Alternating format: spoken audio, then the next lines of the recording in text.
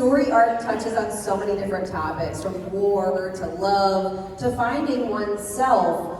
What was one of those that really stuck with you? I'd have to say, and it was the first day that I did the character, and these guys were together all the time. They were doing the show. When you've got, a secondary character and you're in 3-4 episodes or one scene here and there, I walk into this room and Mae is like behind me in the corner and she's a puddle already. She's like, and sounds about right. And every Tuesday. And Andrea Romano, everybody's already crying, like for Mae. Mae's crying, and I'm like, wow, this is really hardcore. I don't know what's going on here, because I'm a Coda, and he's the sexy man bun daddy for girls with daddy issues. But I'm in, and I've got, it's all her, and she was just so. It's heartbreaking and incredible to watch, but to be in the room with it. And I was kind of almost scared because I was like, I'm not nearly as invested right now as this girl, because I just didn't have the benefit of working with her and being dad for a couple of episodes till that scene. I walk in like the big father-daughter scene is my first line. It's like, you're talking about me, aren't you, Katara? And it was like, It kind of makes sense plot-wise, though. Yeah, that was like, but I was so moved that day, like, not just by Mae, but the writing and the meaning of it, and then I felt like, I really missed, because I didn't have that many lines, but I'm there, like, if we could have done it side by side. Yeah, you missed our whole childhood, Dad. So, you missed out on that. you often come back and do, so I She was a little harsh on you. She was a little harsh on you. Can I please fix my stiff stick-up-the-butt dad? And so I went back and I actually fixed my lines in that scene because I was kind of a little, to be honest, I was thrown that day by Mae's incredible performance. And then, so the Hakoda you hear is actually, I fixed it. Because she was just amazing. But I also have not seen Mae since that day. So seeing her today is really Today was a special day. It's really cool. I'm not mad anymore. Let it go. Let it all go. That made me sound really great. I appreciate that. I'm like, wow, damn, I sounded like I used to be a good actor. I remember it's one thing I've said it a million times, but like to me, and on that theme, like the bloodbending episode was so like meaningful for me because like it's so dark, but I feel like the theme of it was, this concept of like tackling like the complexity of the idea of trying to control people and trying to control outcomes and all of that. It's like, I remember being young and like sort of really being affected by that and really understanding the darkness of that impulse and like when you wanting to do that and then doing it and then seeing kind of where it can lead and I don't know, that's still something I feel like I still carry around with me. Like I don't want to control you, do what you want. I don't want any part of that. I know what happens. I've done it. I don't want to do it again, That's like my special thing. And our dad one, because I was a puddle and I was a good actor. You guys heard that, right? About when I was being an actor. Crazy, man. It's crazy. A couple of yeah. It's all good. It's all good. That was good too.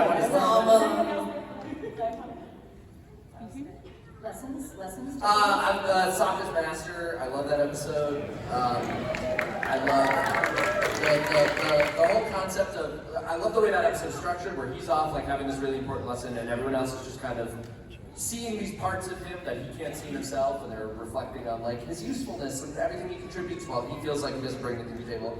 I think it's like a beautiful idea that like you often are the one who lacks that stuff. Like you might be the worst person at seeing what you contribute to a group setting like that. So I think that's fun.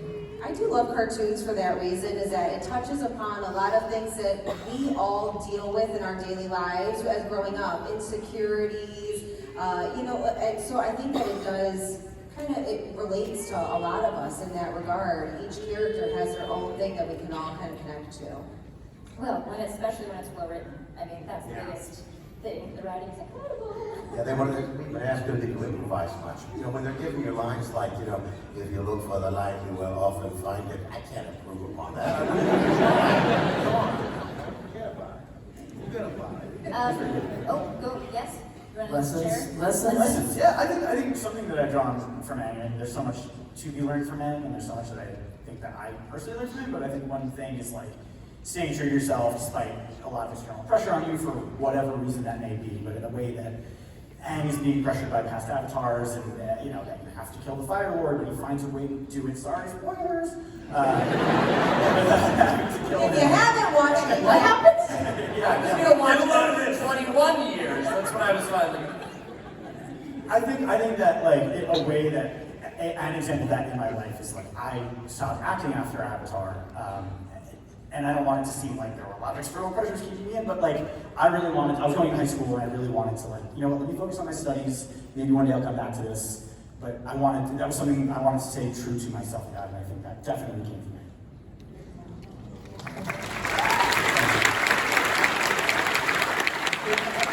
For me, the whole arc of Zuko has just been very, yeah. You guys told me you were coming to me and talk about how great the arc is, and he's amazing. What he's taught me was when I started the show, I thought I was just going to be this villain on Nickelodeon with a weird ponytail. I was like, that's me, I'm just gonna be the villain on a Nickelodeon show. But it really shows you like this character came into my life and kind of changed my life. And also, the people in life that you think are the villains in your life can actually become like your closest allies. So let's not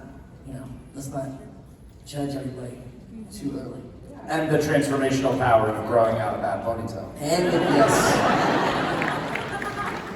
What a hairdo will do for you. You became Tumblr Zuko. You're there matching the club outing with Jim. Never let that go. I love seeing, Toph's blind jokes are great, but we do get to see a couple moments of her, maybe insecurities / softer side, which is rare. In Tales of Bossing saying her moment with Katara, and then in the library, which is actually my favorite episode, when she's like trying to save everyone and can't. And so just seeing her grapple with like failure and not knowing how to deal with that, and obviously I think she made the right call. She saved the library from going completely under. But just watching her like moments of trying to navigate like upsetting Aang. Obviously she wants Appa. Again, spoilers, sorry. And then talking to Katara about like, I'm not looking for anyone's approval. I know who I am, but like she's crying, so it's like she's saying that, but she like you care how you're perceived and you want people to like you, and she doesn't really know like how that works. So just kind of watching her through that still be so powerful, kind of let those parts come through. It was like, I don't know, just a touching moment. I want to see more of that with like the rest of the Avatar Studio stuff. I'm like, can we get more talk on this? You know, I tell you a joke about Toph, but I don't think she'd see the humor. I tell you a joke about Zuko, but it might leave him scarred. Thank you, folks. I'm here till Sunday.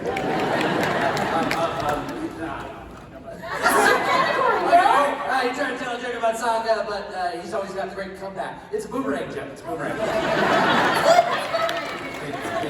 I delivered it with all confidence. That's how I came out. Yeah.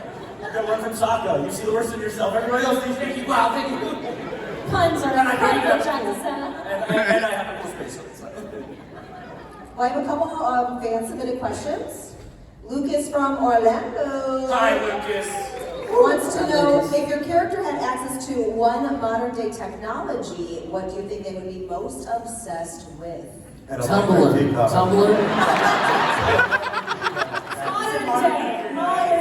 Modern day. I don't know, laser eye surgery? I don't know. Laser eye surgery. If she could still keep the earth bending, but then like also be able to see a little, like that might help, I don't know. Or maybe not, maybe she likes it. Cryptocurrency? Buy Aangcoin.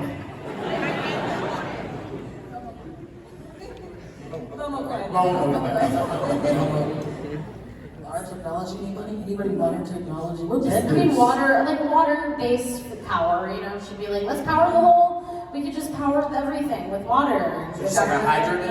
Yeah, that's what it's called. Water flosser? So maybe totally like that. Yeah, water picks, all of it. Zuko would definitely love all of these new bonfires that we have, like a propane fire at your fingertips, ready to go. No, maybe use a lightning rod. Just attract some of that lightning. Modern day. It's even less modern than Tumblr. Modern day.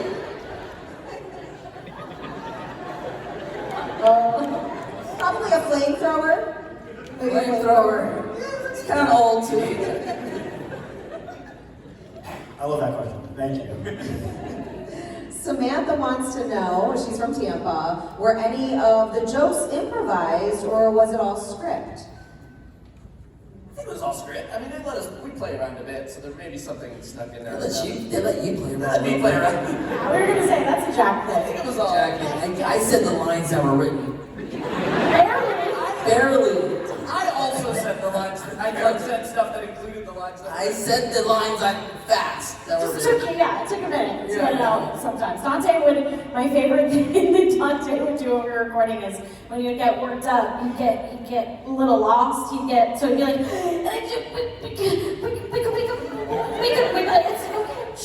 let's pause, let's go back.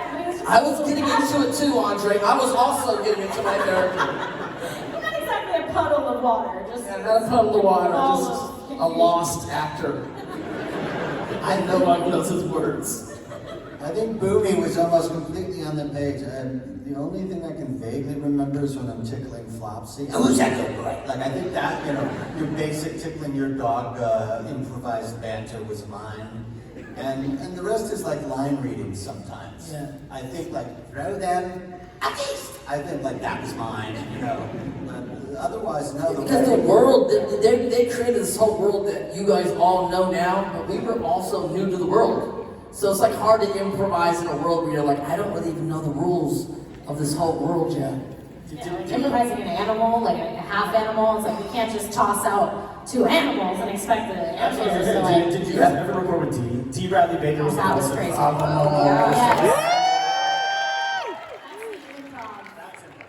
That's true. They would literally be like, we have bison, some duck, and they'd be like, Oh, yeah. he'd be like, well, do you want like a North American water bison or like a South African? Like it was like he knew all these different kind of bisons, and then he would just make some sound from somewhere in his body, and he'd be like, I can see how that's a bison and a duck somehow. It was crazy.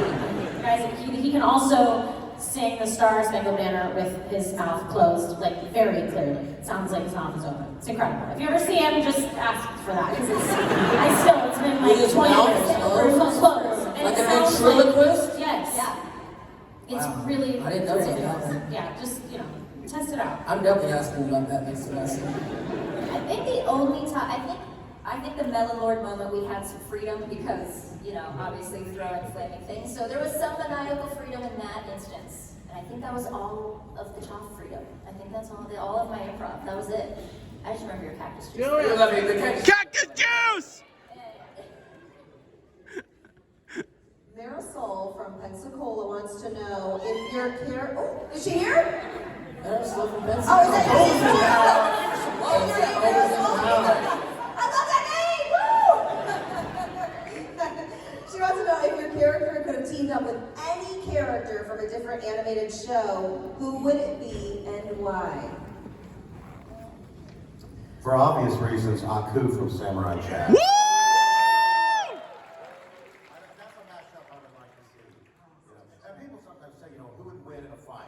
Iroh or Aku? I love Uncle Iroh, but I'm sorry, Aku is a literal god of evil. Iroh would not stand a chance with Aku. But Iroh, I think, might be a little more devious, because both characters were obviously originally voiced by Mako. So there was a similarity in the way they sounded. So then Iroh would go, oh, great Aku. I love your voice. It has such wonderful melodious qualities. Oh, thank you, tea guzzling fool. Let us have some tea together. Perhaps I won't vaporize you after all. I'd love to see Aang put together like a cohort of like bald superheroes. We get Stewie Griffin in there. One Punch Man. One Punch Man. There you go. Keep them coming.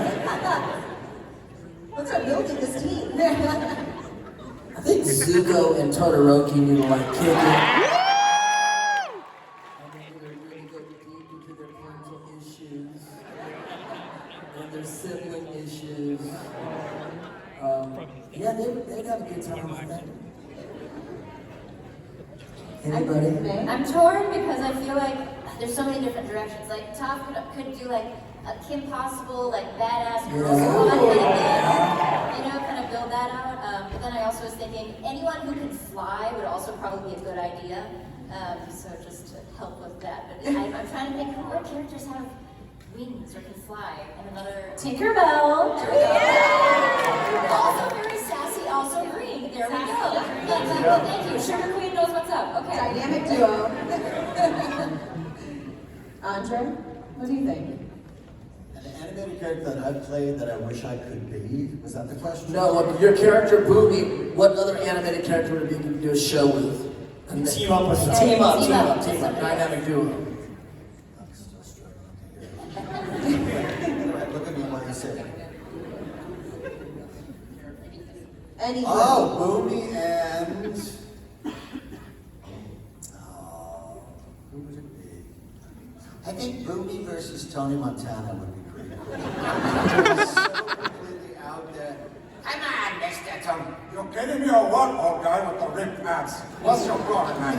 Okay, you kidding me?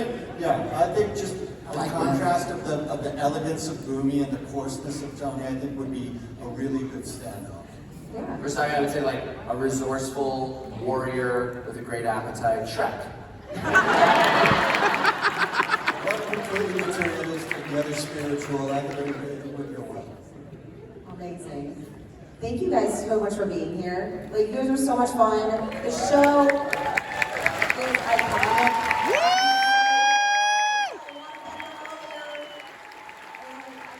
It really has made such an impact on so many people. It's going to continue. It's obviously a generational show that will hopefully never stop. Thank you so much. You guys give it up for the best.